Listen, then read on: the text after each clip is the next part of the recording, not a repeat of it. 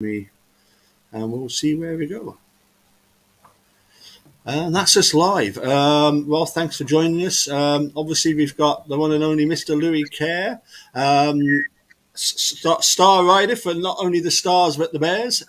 Gavin Parr, joint team manager, and Ryan. Thank you, Ryan, for helping me. Well, helping put all this together. Much appreciated. Thank you, gentlemen. Can I just kick off just by Cheers.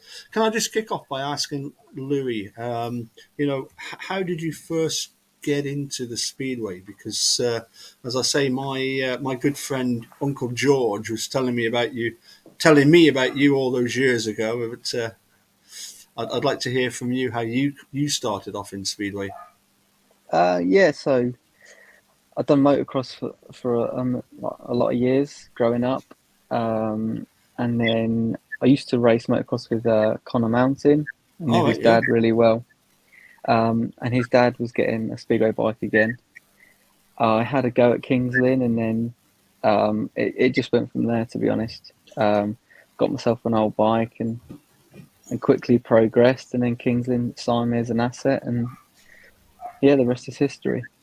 But Uncle George keeps telling me about the fact that you go abroad riding for representing the UK and all that kind of stuff. I mean, is he? Yeah, I'm not sure where he's got that from. Well, but when he was saying Louis Kerr, and when I realised it wasn't Louis as in Louis, it was Lewis Kerr. Then oh, right. So you're on about Lewis Kerr, right? So you had a testimonial, I think, recently.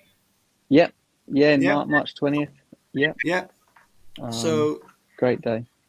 Tell me a little bit before we get onto the red car. Tell me a little bit about your time with the Kings Lynn Stars, because they're an interesting team. I believe their commercial manager is a former Bandit, Mr. Richard Knight.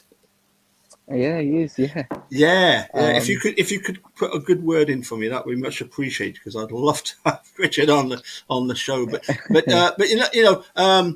is Kings Lynn your local team? Yeah, I'm only like 9 miles from the track, so it made sense for me, signing there as an asset when I started, and then they've been great to me, plenty of track time, and I've been there. I had a couple of seasons away. I had 16 and 17 away from there, but other than that, I've been there my whole career. Right. Yeah. It's renowned, isn't it? As a really fast circuit, the Adrian Flux Arena, isn't it? Yeah, it is, and there's not many riders actually like it too much, just because of the grip level. It's a pretty grippy track, so I've done enough laps around there now to sort of master that side of things. But sometimes I do look at it and think, I'm not sure I'll be able to get around there tonight, but we figure it out. Yeah, absolutely. It's absolutely brilliant having you on, because just last night I was watching the live stream, obviously from National Speedway Stadium, and I don't know about you guys. I mean, Louis, first of all, I thought that was kind of strange how Brady Kurtz knocked Richard Lawson out the way in Heat 3. I thought, if that was football, he would have gone down in a big heap, and the referee would have just, you're excluded, pal. I mean, I don't know. Is that considered fair riding? I actually didn't see that. I think I was at the back. I was at the back in the race at the time. I didn't see a replay or anything. The less spoke about last night, the better. It was a bit of a disaster for pretty much everyone apart from Josh Pickering, to be honest. It was. The trouble is, Bellevue, they're such a good team. Yeah. And Bellevue's just, it's one of them tracks. Like if you haven't got the setup spot on, you are miles off the pace, and then you go wide. They come under you. You go inside. They come round you. You're vulnerable wherever you are. They're quick anywhere. It was a night for me where I felt I rode really well and got nothing from it. Which, you do have those nights, and just got to move on. That's all you can do. Well, I don't know about that. I mean, as I say, I saw you riding in the Knockout Cup against Berwick and cursing every single heat win you had, but never mind. We'll get onto that later on because you were pretty sharp sharp that night. In fact, and again in the league meeting recently, you had a particularly good meeting, didn't you? Yeah, it's I've had a few meetings of red car which haven't been happy with. Had, some silly little mechanical gremlins which have been frustrating. But overall, yeah, moving into the number 5 position, and yeah, it's going pretty well. Like I say, Sunday I just dropped 2 points and I felt really good on the bike. So yeah, I'm pretty happy. Yeah. And so in general, how would you say the season's gone for you so far? You've obviously been quite busy with riding both the Kings Lynn Stars and the Bears. Yeah, I'm relatively happy. I think it hasn't really happened for me at Kings in this season at the moment. I've had probably had 2 or 3 meetings which have gone well. Like I think two meetings ago at home. I got a paid max for Kings Lynn and had a good couple of weeks. Then I've had a couple of bad meetings. It's just a bit of a yo-yo. But overall for Redcar, I'm pretty happy. Other than those machine problems, but hopefully we can kick on again now. Sure, sure. I mean, Gavin, nice to have you on board. Many thanks for joining, and we were having a wee chat about nostalgia. But looking not too far back at the season in general. How's it gone for the Bears, and your riders? Yeah, I think Louis will admit we've had a few really good results, and we've had the odd iffy performances, and I think it's just getting like I've sort of got involved this season on a bit more of a level that I didn't really understand the setup side of things, even though I've rode myself, at the level I was riding at.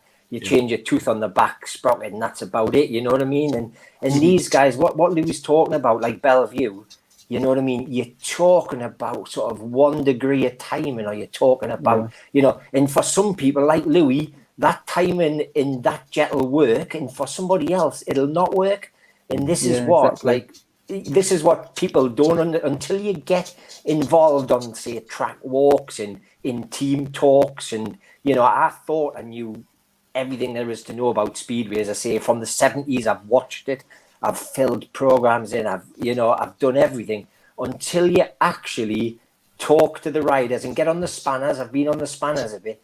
You don't realise, as you say, you would think a guy of Louis' capability or of, say, Charles's capability would be good anywhere, But Louis could go to, say, Bellevue one week and be great, Yeah, and his bike would work and everything. And he go the next week and just something slightly changes. And as he says, he's off the pace, not knowing why. And when you think yeah. you only get like 60 seconds for it to work, then you've got 4 or 5 races off. You try something, you try again for another 60 seconds. Them fine margins in Speedway, what people don't, and then you hear the people in the crowd having a go. And do you think they want to miss the gate and stuff? This is what Jay Dawes told me. He said, like, never go to a ride and say you must make the gate. Do you know? Because they're not deliberately missing it. They don't want to miss the gate. Yeah. But until you're really that involved, it's a whole new ball game. As I say, I thought I knew everything about Speedway. I'd rode, I'd team managed, I'd done. Until you get involved, you don't. You know what I mean? And your hats off to these guys, honestly. Yeah, yeah. Louis, you were going to say something there. Gavin obviously Yeah. No, sprang something to mind there. I was just going to say, last year I went to Bellevue. I think I got 10, maybe paid 11, and literally the following week or 2 weeks later, I got like 1, and it was like same setup, same engine, and it just didn't work. And especially Bellevue, it is that type of place. It just doesn't make any sense. I remember seeing an interview with Berwick I think he's riding number 4 now, is he? Ricky Wells, but he rode for Bellevue I think it was last year or the year before, or whenever it was quite recently. And he said, they asked him how's he's going, and he was saying exactly the same thing. 1 week I go there and I score 11, the next week it's like, 1-1 bonus.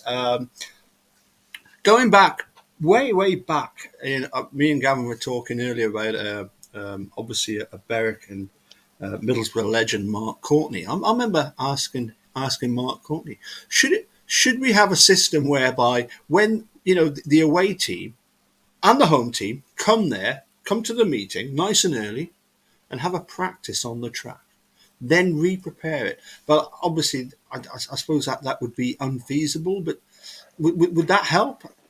See, that works in Poland in places. I think Louis, but they do it when it's a standalone track. Yeah. I guess you can, and if you track, man, the problem that you've got in Speedway is a lot of people are volunteers. Yeah. Do you know what I mean? And a lot of people have got full-time jobs, sure, including some riders. But so your track staff, you would be there in the morning, and you would let lads have a practice. Then they would have to re-prepare the track. In places like, to be fair, for a little bit extra, Redcar and a few other tracks could do that, but your Greyhound stadiums, your Wolverhamptons, and they probably won't be allowed in until the afternoon Greyhounds have finished or whatever, So it's a lot harder. Poland, where they're all standalone stadiums, that's I think what happens, isn't it? You practice in the morning and then you race at night, type of thing. But sadly, I just think the sport, although it's a great idea, I just don't think it would kick off places. I think people just haven't, sadly, got the time in the stadiums or the volunteers who can do it. And unfortunately, because we don't get thousands and thousands of people through the door, you know what I mean? Hey,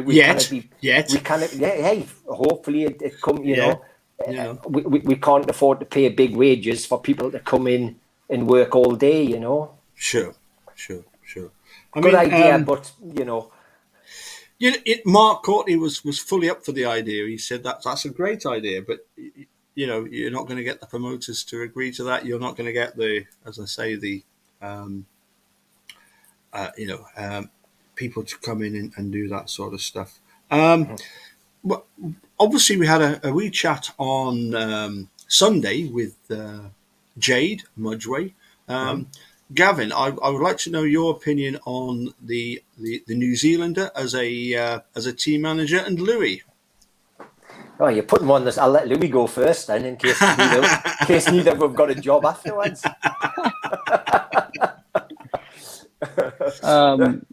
No, obviously, I didn't know much about Jade until I joined Redcar, and then I like how passionate he is, and he wants to win, and I'd love that side of Jade. So he's occasionally sort of ripped into us, but that's what you need sometimes. So fair play to him. I just remember seeing him ride for Berwick as one of these riders. I can still see him. It was like every time you knew Jade was out, you knew that he was going to give it his all.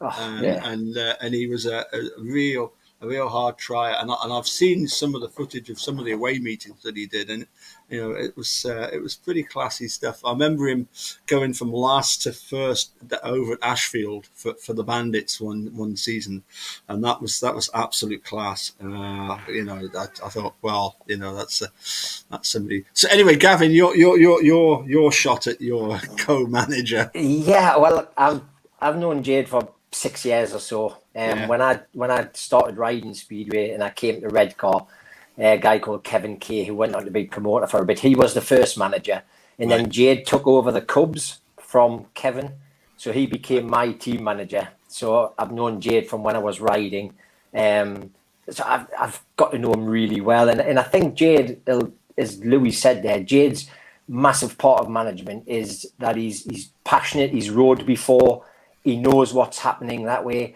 Where he would admit that he sort of let him say the filling in of the program, the sort of getting the tacticals right sometimes, because he's more involved as like an ex-rider.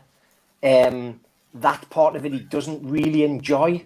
So when he asked us at the beginning of the season, he knew he was going away on holiday, and he went, Gav, could you come on board? First of all, just get to know the lads, just mill around the pits, you know, do your stuff, and then we'll bring you on as like a co-manager, and then when he goes on holiday, I'm manager until he comes back, you know. And Friday was the first match that we did it as a co-management. Right. I filled the program in, I did the stop of the times, and Jade just concentrated on the riders. And at the end of it, I know it's easy to say when you win, you know, it's always better when you win. But he came at the end and went, you know what it is, Gav, that's the first match this season that I've thoroughly, really enjoyed, because he could do what he loves doing. And that's getting into the pits, geeing the riders up, you know, and doing his thing, and leave the filling in of the program, the boring stuff that he doesn't like, leave that to me, because I actually like that boring part, you know. And then when it comes to making a change, we discuss it together. You know, and I just think Friday hopefully sort of worked well. He enjoyed himself, and that's the thing. If your manager's enjoying it as well, that comes back to your riders. You know, if your manager's got a bit of a face on because he's not enjoying himself, you know, it's a vibe in the pits, isn't it? And I think I don't know. Like, I haven't had a great deal to do with many other clubs. I went to Newcastle a little bit, but the vibes in the pits from Redcar, from all the riders and from the staff in general, right to the two guys who sort of own it, you know, it's like a family, and we all win and lose together. So if we lose, we're all going to have a little bit of a face on, you know, because we care. And as a club, it's like a community, a bit like Berwick, to be fair. I think I think the two clubs are very similar, that they're like community clubs. You know, and they're not run by a bigwig who's got millions, who sort of, you know, you never see him and he just puts his hand in his pocket. They're run by people who are there all the time, you know, and I think that hopefully helps the riders as well. You know, the riders come to Redcar, and I hope it's a good experience to ride for, you know. Yeah. Louis, looking ahead, thanks, Gavin. That was absolutely brilliant. Looking ahead then to Saturday, your thoughts on Berwick and Shielfield Park as a track? As a track, I do. Yeah. I like Berwick. I've had good and bad there, but it's going to be tough, really tough. But are we at 12 ahead? 12 ahead, yeah. So, I was saying to Jade that, you know, my prediction for the score would be another 51-39 to Berwick, and we get to do it all again. But he said no, they've stopped that. It's now golden heats. No, we don't want golden heats. We don't want golden heats. I know you don't. That's when you start losing fingernails and everything. We don't do golden heats. 50. I'm obviously Redcar, and I want Redcar to win, but even 50-40 he'll do. You know what I mean? But just not golden heats. We don't want. Well, that's what Jade said. He said if 4 of our top 5 can get 10 points each, that's 40 points. I'll be happy with that. But no, we Berwick back in '89, we beat Exeter 56-40, and then lost 56-40 at their place, and we had the whole lot to do again. It wasn't, you know, the down at the county ground, they thought it was going to be a race off. Nah, it's the whole thing is replayed. I mean, that would have been brilliant, wouldn't it? You know, the more the more Berwick Redcar matches we have, the better, surely. I would be quite happy with it. I was going to say, you'd be happy because it's more money. It's I would be happy to race Berwick. I like Berwick. Do you know what I mean? I like Gary. I like the Courtneys. I like what they try and do. You know, as I say, I think between like Berwick and Redcar, they try and do it the right way. You know. Yes. Yeah. I agree. The other thing we kind of touched on was the National Development League. Obviously, Kyle is skipper of the Bullets, and now he's number 7 for Redcar. First of all, thoughts on how Kyle's settling in there. I realise it's early days yet, just had the one meeting, but he's been at Redcar a few times and put in some pretty decent scores, hasn't he? He has, yeah. He's done nearly as many laps around Redcar as anybody else. Do you know what I mean? Sure. He was I think when he first started, he was a red car mascot. I think he put in the chat group he had his Kevlars, didn't he, Louis? From he like did, when yeah. from when he was a little schoolboy with his red Yeah. car, you know. So he's done a million laps around the red car, you know what I mean? So there's no, and obviously he's been at Berwick the last year and a bit. So, you know, it was a bit, I think Kyle was a bit disappointed on Friday, you know. I think if it had gone a little bit, he gated in Heat 2 and he was leading Heat 2, but it was brought back. Yeah, and you just think, you know, if he got off to that flying start with a win, Kyle, I'll admit, he's quite a confidence rider. And I think if he'd opened up with a win, it would have been a different Kyle. As it happens, he didn't score any points on anything, but there'll be nobody more disappointed than Kyle himself. You know, hopefully on Saturday he's got an extra point to prove to Berwick. You know what I mean? Who let him go? You know, that's fingers crossed. Yeah, I mean, from Berwick's point of view, it was a case of Ty Proctor was obviously going to be a long-term injury. He's at number 6. You know, it was kind of forced on the Berwick management. I don't think they really wanted to let Kyle go, but you know, in order to bring in Jonas Knudsen, they had to let him go. But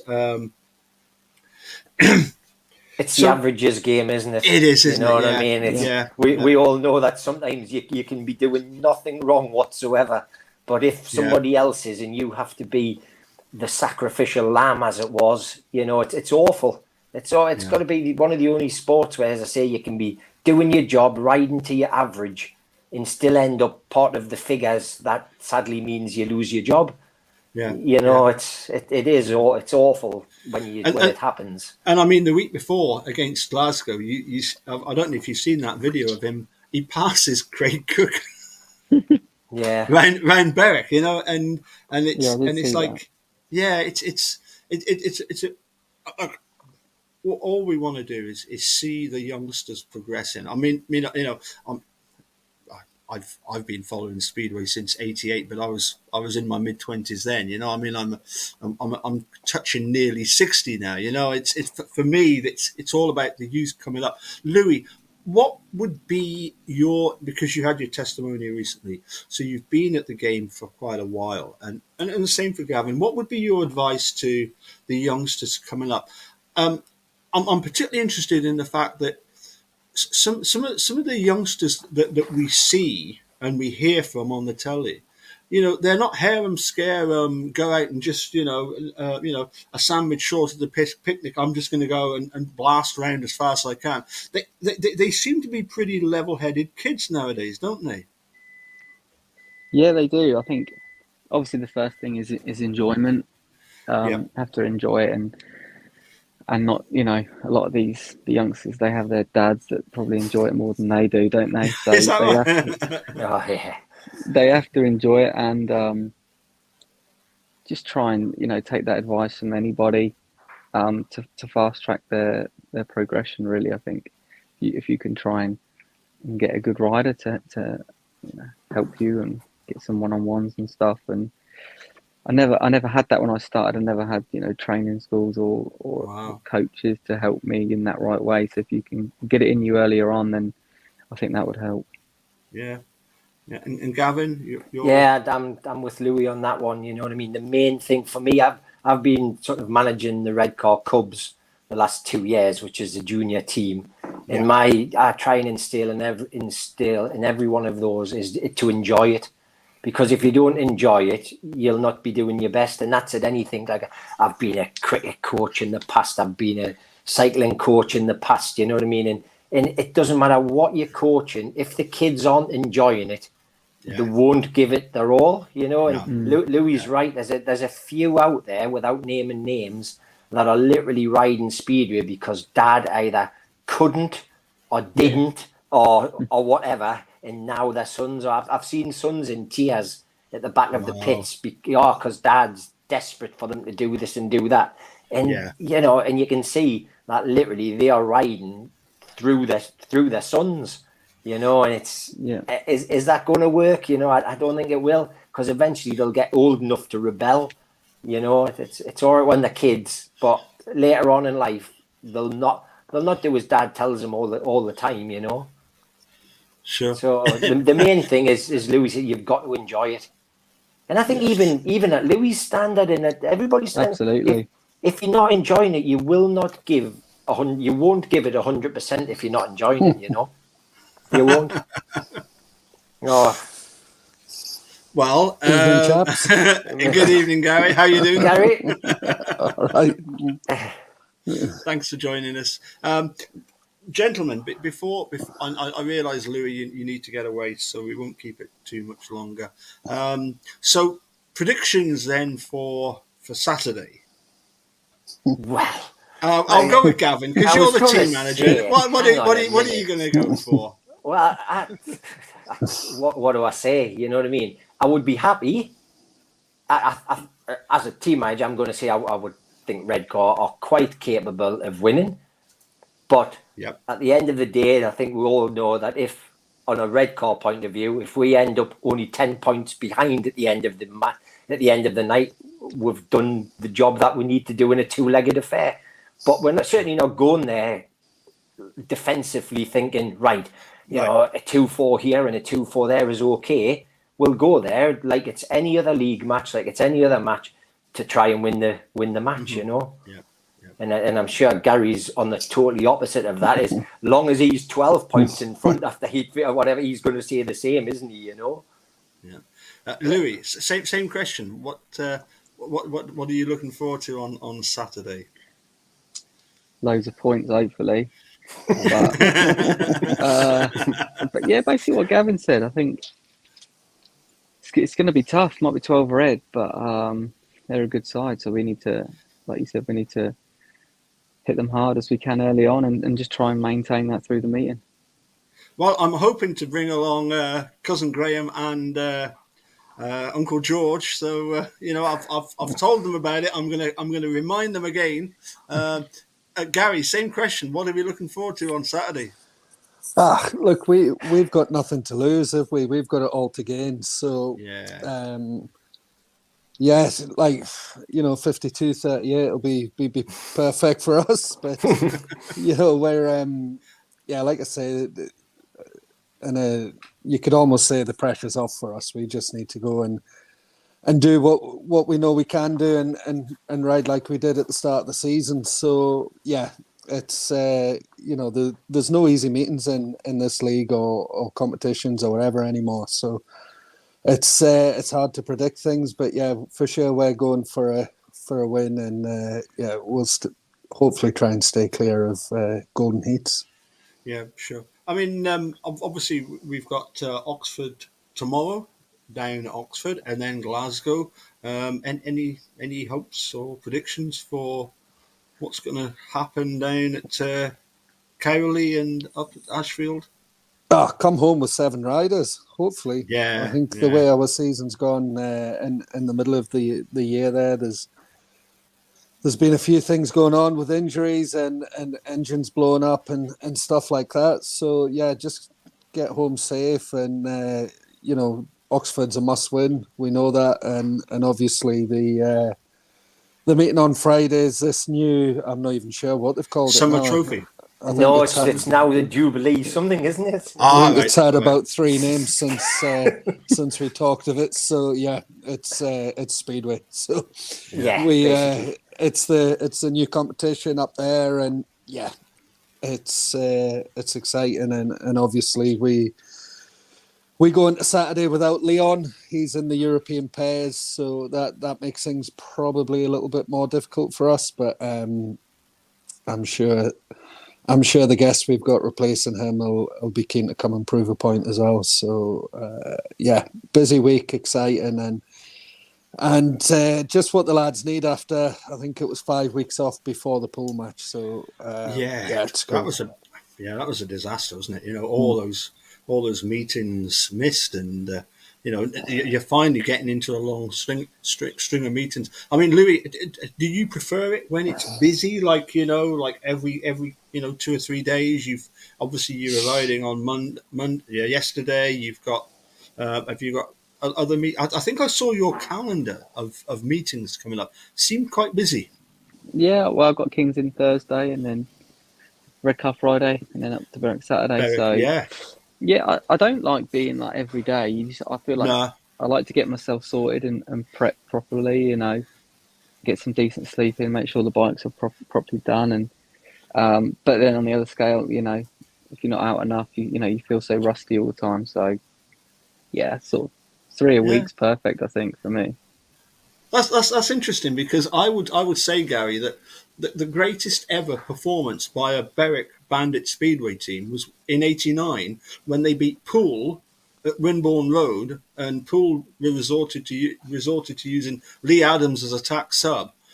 But a lot of people forget that it was the third of 3 meetings on consecutive nights. Hoddesdon for Rye Exeter in the league, and then we went to Poole, and it was the third night. I don't know. Is it just a case of the riders relaxed or what? Back in them days, they were probably hungover to death and couldn't give a shit what happened. Well, yes. I Let's be honest. would concur with that. Yes, I would concur And with that. when Yes. you look at the Yeah. boys that were in that team, I wouldn't imagine they'd be shandy drinkers either. So No. no, Absolutely but not. there is a lot. Sean teetotal, but and Dave Walsh and Andy Campbell went off, but certainly you're talking about the main 2 heat leaders, Mark and Dave Blackburn. Yeah, they certainly knew how to party. But yeah, I think there is a lot to be said. Like Louis said, keeping busy and riding every day is, it all depends on your backroom staff, doesn't it? A bit, Yeah. I think. You look what Bomber's doing. He'd ride every day, every minute if he could. And I know Leon's calendar from this weekend. I think he has 4 days off till the end of July. But Wow. you need to have the guys in the back there to help you out with that. So I think Bomber's pretty set up, and I know Leon's got a guy in Sweden that helps him, but he does all his own stuff here. So we need to be able to keep on top of that and make sure both rider and machinery are how it needs to be. Find here a question for Gavin, which I suppose Louis, you could come in on that as well, and obviously Gary. Obviously, Redcar, you've got 2 superb youngsters in Jason Edwards and Jordan Jenkins. They just seem to be tearing the league up. But how good, Gary, was Jody Scott down at Kent? And is he a Kings Lynn rider? I've seen him in Kings Lynn colours. Any thoughts on I love seeing these young guys coming up, just tearing the place up, don't you? Yeah, I wasn't actually at Kent on Right.